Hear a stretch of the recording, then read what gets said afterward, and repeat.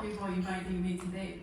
I completed my both master course and PhD degrees in Korea, Seoul National University, so I can speak Korean. Today, I will be presenting in Korean. So, 저는 계속 저출산 문제를 연구해왔던 연구자고 박사 논문을 한일 저출산 매경 차이를 분석해서 썼습니다. 그리고 이후에 동아시아 저출산 배경 차이를 분석하는 작업을 하고 있고요. 오늘은 제가 일본의 저출산 고령화에 대해서 말씀해달라고 들어서 일본 상황 그리고 그 매경에 대해서 초점을 맞춰서 설명드리도록 하겠습니다. 우선 저출산 상황에 대해서 살펴보면 일본이 빨간색입니다. 그리고 오늘 같이 있는 한국, 중국, 싱가포르 그리고 대만도 높고 저출산 상황을 비교해 본 건데요. 일본이 다른 동아시아에 비해서 천천히 일찍 출생률이 계속 하락하는 추세인 것을 알 수 있습니다. 이거는 출생 수의 추이를 보여주는 것인데요. 일본에서는 정부부터 이때까지 두 번의 베이비붐이 있었습니다. 첫 번째는 1950년대에 베이비붐이 있었고 두 번째는 70년대에 베이비붐이 있었습니다. 그렇지만 그 이후에 큰 인구 증가는 없었습니다. 왜 그럴까요? 이거는 연령별로 미혼율을 보여주는 그림입니다. 빨간색이 일본입니다. 그리고 밑에 50대 때 미혼율을 보시면 2020년 남성의 50세 미혼율은 28.3%, 여성이 17.9%가 됩니다. 2020년에 50세인 집단이 1970년생들입니다. 1970년생들은 2차 베이비붐 세대고 이 세대가 많이 결혼을 못했던 것이 큰 배경에 있습니다. 그리고 많은 설문조사를 봐도 일본에서는 결혼 안 하겠다는 사람이 늘어난 거 아니고 하고 싶어도 못한 언젠가 하겠다, 언젠가 안 하는 상황이 큰 배경에 있습니다. 그리고 이거는 출생 코호트별로 무차용 비율을 보여주는 것인데요. 아까 70년대생들이 인구가 많은데도 불구하고 1년에 200만 명씩 태어났었어요. 근데 이 사람들의 남자의 3분의 1이 미혼자로 남아있기 때문에 이 세대의 무차용 비율 또한 꽤 높습니다. 그리고 아까 일본에서 결혼 공부하는 사람이 많은 것이 아니라고 말씀드렸지만 이거는 결혼한 부부가 평균 몇 명의 아이를 낳고 있는지를 보여주는 그림인데요. 부부가 출생하는 애는 조금씩 떨어지긴 하지만 오늘까지도 결혼한 부부는 평균의 2명의 아이를 낳고 있는 상황입니다. 그래서 일본의 저출산 배경은 결혼 안 하는, 못하는 사람의 증가가 큰 원인입니다. 다음에 고령화 상황에 대해서 말씀드리겠습니다. 아까 보여드린 인구 피라미드를 보여드리면 일본에서 여기서도 1차 베이비붐, 2차 베이비붐 세대가 굉장히 큰 인구 몰림이 있는 것이 확인되고 이후 빠른 속도로 인구가 줄어들는 추세인 것을 알 수 있습니다.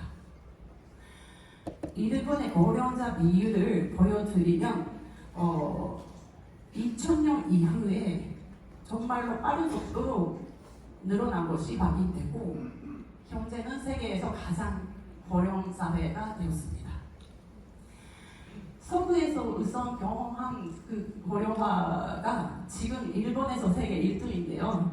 앞으로는 다른 동아시아, 한국도 마찬가지지만 빠른 속도로 고령화가 진행되고 일본을 주요로 하는 것으로 예상됩니다. 그리고 오늘 여기에 있는 중국이나 싱가포르, 다른 동아시아 국가들은 빠른 속도로 2050년에는 인구의 40% 정도가 고령자가 되는 것으로 예상됩니다. 이거는 15세 이하 인구와 65세 이상 인구의 비율을 보여드리는 그래프인데요. 파란색이 15세 이하 인구가 계속 줄어들고 2000년 이후 빠른 속도로 고령자 인구가 늘어나는 것이 확인됩니다. 앞으로 일본 또한 2050년에 40% 가까이가 고령자가 될 것으로 예상됩니다.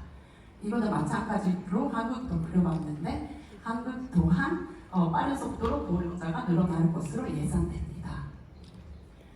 고령자도 정기 고령자와 후기 고령자로 나뉘는데요.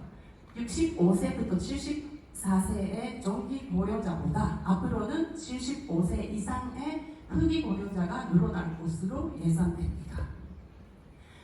고령자가 늘어남에 따라서 당연히 사회보장 비용도 계속 늘어날 추세에 있습니다.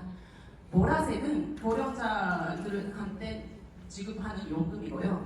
파란색은 그 위로비 지출입니다. 그리고 모자이크로 있는 여기는 가족을 위한 그 지출입니다.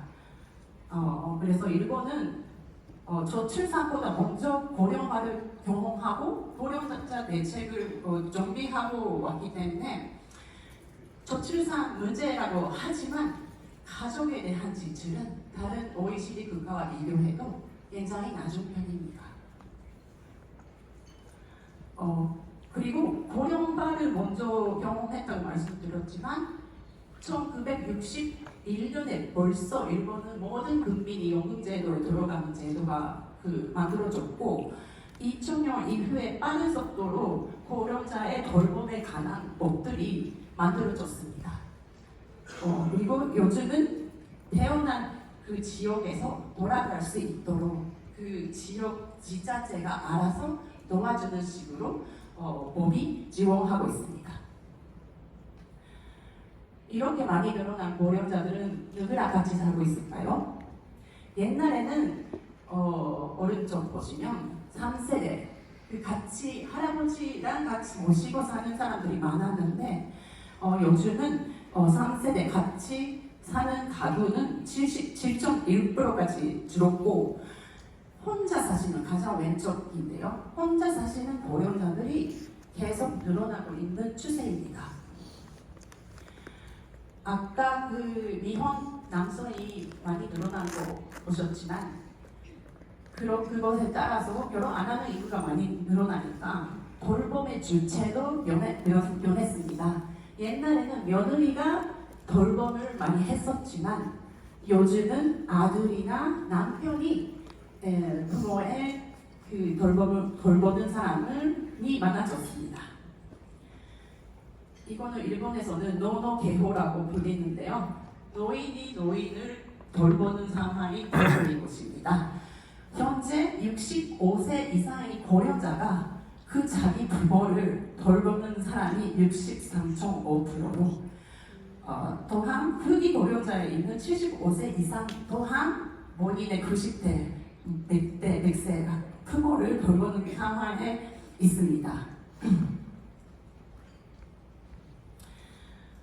일본에서 1980년대에 히키코모리라고 해서 집에서 못 나가는 청년들이 늘어났고 꽤 많이 있는데요.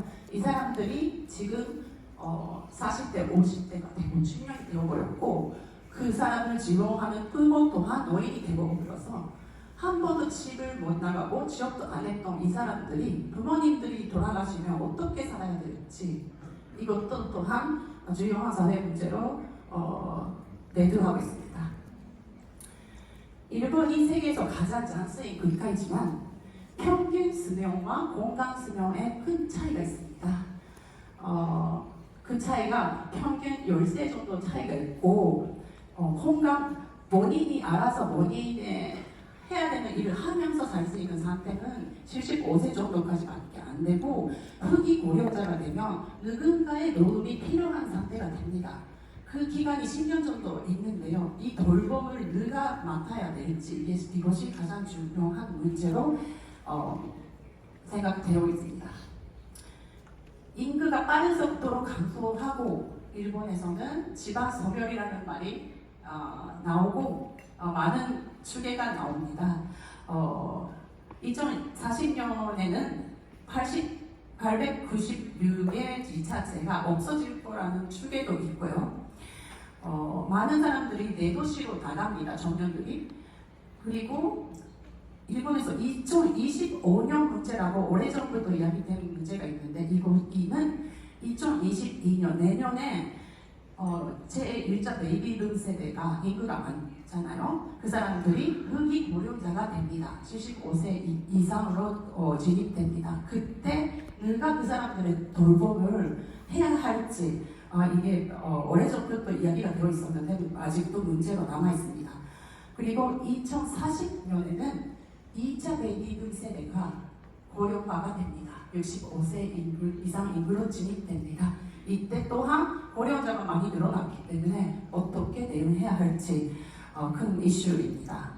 그리고 일본 연금 제도는 본인이 냈던 그만큼 나중에 받을 거 아니고 지금 세대가 고령자 세대를 그렇게 돈을 주는 상태이기 때문에 그대로 가면 2065년에는 노동자 1인당 1.3명의 고령자를 돌봐야 되는 상황이 된다고 계산되어 있습니다. 일본에서는 네겐숍이 많은데요. 다이소 아십니까? 거기가 요즘 민집이 많아져서 민집도 네겐숍이 생겼습니다. 그런 사이트도 있고요. 청년들이 내도시에 나가고 일자리를 찾는다고 말씀드렸지만 오른쪽 그림 보시면 내도시인 도쿄도 파란색인데요. 앞으로 노동자가 계속 줄어들리는 것으로 예상되어 있습니다. 그 빨간색은 도쿄 순서대로 나고야, 오사카 그리고 내도시인데요. 많은 도시들이 인구가 줄어들립니다. 그리고 왼쪽 보시면 파란색이 생산 노동 인구고 빨간색이 65세 이상 인구인데 계속 고령자는 늘어나고 생산 가능한 인구는 줄어들고 그 비율이 비슷해질 것으로 예상됩니다. 일본 정부는 공식적으로 이민을 받아들이는 입장은 아닌데요. 2019년에 특별기능생 제도라는 거가 도입되어 있습니다. 이 제도로 외국에서 많이 일하러 오는 사람들이 늘어났고 5년 지나면 가족을 부를 수 있습니다. 사실 2019년 이 제도가 도입됐을 때 코로나 때문에 바로 올 수가 없었던 사람들이 많아서 나중에 한 내후년쯤에 5년 지난 사람들이 가족을 부르기 때문에 외국인 노동자가 외국인 비율이 많이 늘어난 것으로 예상됩니다. 마지막으로